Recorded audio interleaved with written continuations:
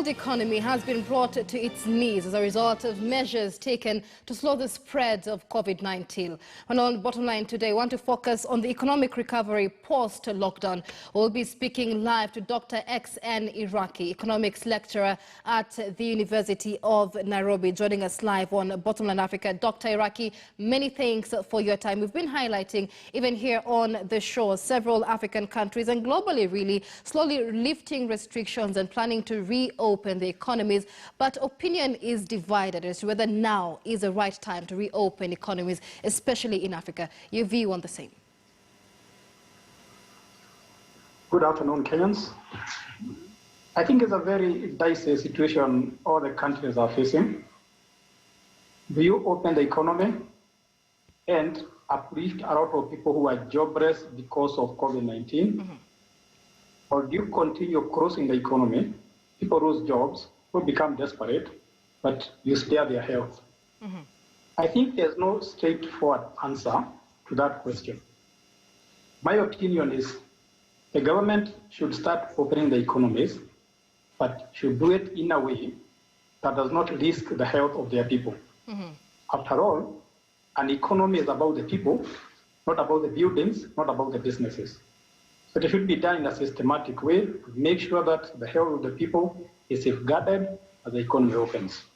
Let's take a look at Kenya's situation. President Uhuru Kenyatta last Saturday announcing that 53 billion shilling 8-point economic stimulus program. Several countries, of course, doing the same to cushion their citizens and cushion the economies. But what should we be prioritizing as we cushion the economy and reopen altogether?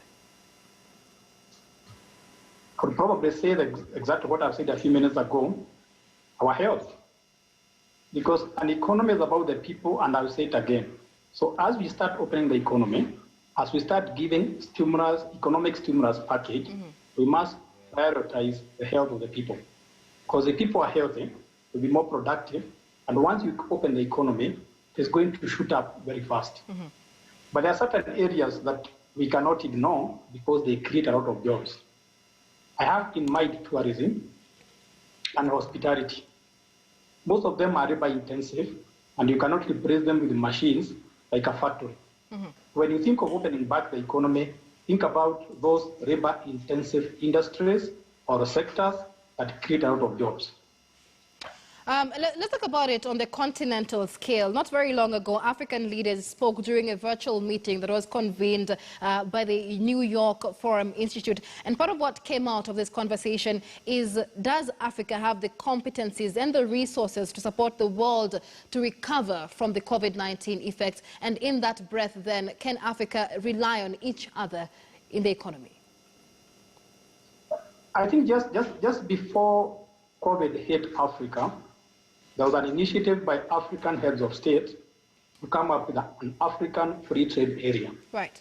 So that trade between the African countries would grow faster, they would trade more among themselves. Because when you look at the current statistics, African countries don't trade much among themselves.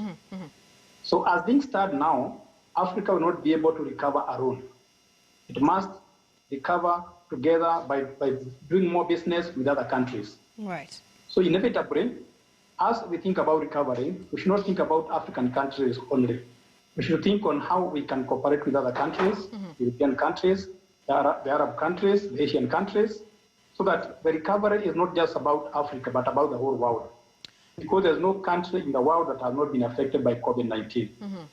So the same way we are fighting COVID-19 as a global pandemic, is the same way we should fight.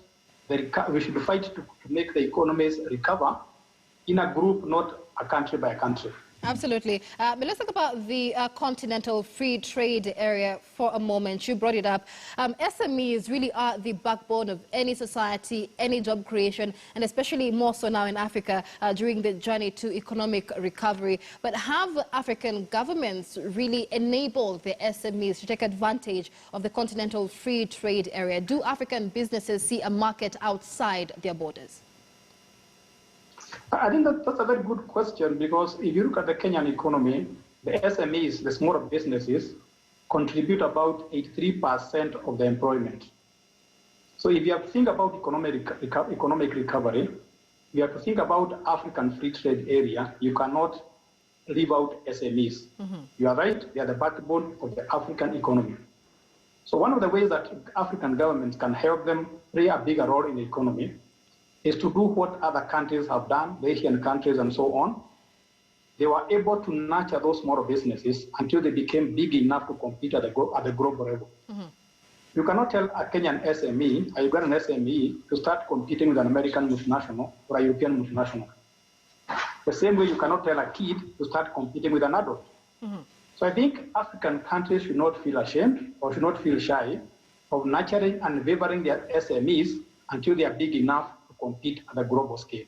Right. But even as we think about, SMEs and putting businesses in place, there have been complaints that when Africa cooperates with the rest of the world, especially when it comes to matters, finance and economy, then Africa ends up getting the raw deal or the raw end of the deal. And this has been seen in many Africa-China cooperation, Africa-China businesses as well. How then can African governments take the lead and Africa itself in making sure its resources benefit its people more? That is very simple. The reason why Africa gets the raw end of the steak is very simple, because we negotiate as individual countries. But if we negotiated as the East African community, if we negotiated as the African continent, we are going to have more power, more muscle, and people listen to us. The Europeans will not be as powerful in the world trade or world economic arena if they were trading or negotiating as a single country. But they came together as 27 countries, and that's why they have such a big crowd. Right. US is able to negotiate with the rest of the world because it's a big country made of 51 states, and they have a lot of, they are able to negotiate with everybody. So if Africa has to play its role on the world market, world international trade, or any other business arena or trade arena, we must talk in one voice. And we should start with East Africa. If we have a global agreement to come up with, we must start with East Africa, go to Africa, then negotiate with the rest of the world. That is the only way we can be heard. That's the only way we can make a difference. As a single country, we will not make any headway. Let's talk about the importance of value addition, especially in this time. Africa is rich in resources, that is undoubted, and largely agricultural land as well. But in terms of value addition, we've seen Kenya, for example, champion Buy Kenya, Build Kenya. South Africa is championing local is good, and that has largely worked in South Africa's economy. But how can we improve value addition within Africa and make sure that we do not export to import the final product? I might appear controversial, but I would probably be very, very much like President Donald Trump. You need to be patriotic. Because if you make Kenyan coffee or Kenyan tea or any Kenyan product and Kenyans are not willing to buy it, then you're not going to make any headway. So the starting point in value addition is to make sure that whatever you add value has a market locally before you think of the global market. And I'll give you a good example that has annoyed me. I visited a Kenyan home. When you're sitting in the living room, you can see coffee growing outside. But somebody will offer you tea instead of offering you coffee. So we must be the first market before we think of the global market. That's the only way value addition will work. Let's talk about the toll that COVID-19 has taken on jobs and employment altogether. I mean, the fact is millions of people have lost their jobs across the world. Thousands of people have lost their jobs in Kenya. How can we recover from that? SMEs, of course, have been fronted as a great job creator. But how can we recover from that and ensure that all these people regain their means of livelihood? There are two ways to do it. One of them, all the governments in the world have been coming up with an economic stimulus package. And our government came up with one. Because at the end of the day, if there's such a crisis, the government must play its role in stimulating the economy, in creating the demand, in making the environment more favorable for business. You can either reduce the interest rates, as the government did, or you can create some works, for example, road works, making desks, or other things that the government came up with to make sure that there's demand for goods and services. That way, you keep people busy, and you keep people in employment, and you make sure that things don't get worse. Right. The other way you can do is you can make sure their jobs is to leave the government, but do it yourself. And I've been very impressed by the way Kenyans have become innovative in changing their fortunes. I always keep on talking about how Kenyans are selling masks on the streets even before the factories have started producing the masks. I'm impressed by the way Kenyans are selling vegetables and cabbages and pineapples from the back of their cars. So one way to fight this depression caused by COVID-19 is to become more innovative. Let's try things we have never thought of trying. Some people are doing very well in business. They never thought it would be good in business. So we cannot just wait for the government, but we also must do our part. But I believe that COVID-19 will not be forever, to come to an end, and also start plotting for the post-COVID period will always have a head start. All right, Dr. Iraki, I want us to move on to the bigger scale of things and the debt that African countries had before COVID-19. But before we get there, let's talk about the digital economy and how digital entrepreneurs will help shape even African economies post-COVID-19. We've seen a lot of this happening now, a lot of technology and innovation in the wake of COVID-19. How do you think this is likely to play out in the wake of economic recovery?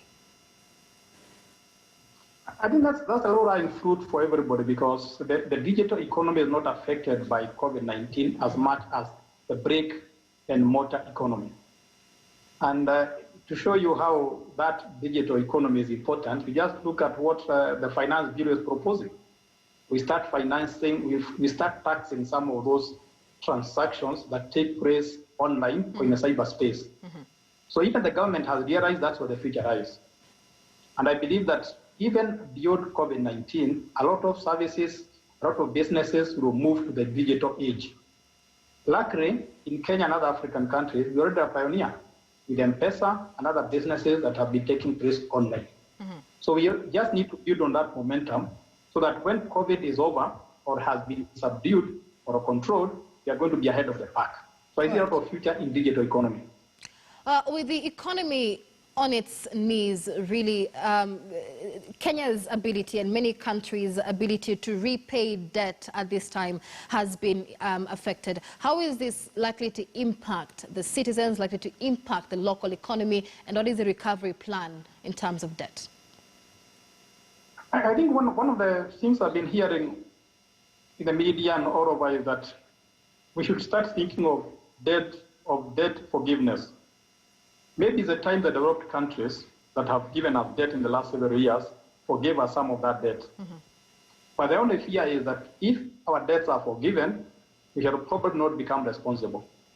But there's nothing wrong with the countries that have given us debt sitting together with us, coming up with a new with renegotiated payment plans that will be beneficial to us and them.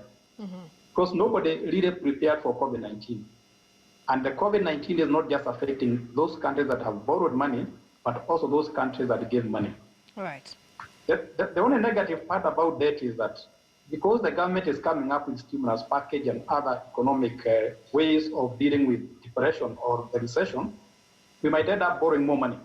That is why debt negotiation, debt forgiveness should be on the table. All right, many thanks. That is Dr. X.N. Iraki, lecturer of economics at the University of Nairobi, speaking to us about the economic recovery post-lockdown as many countries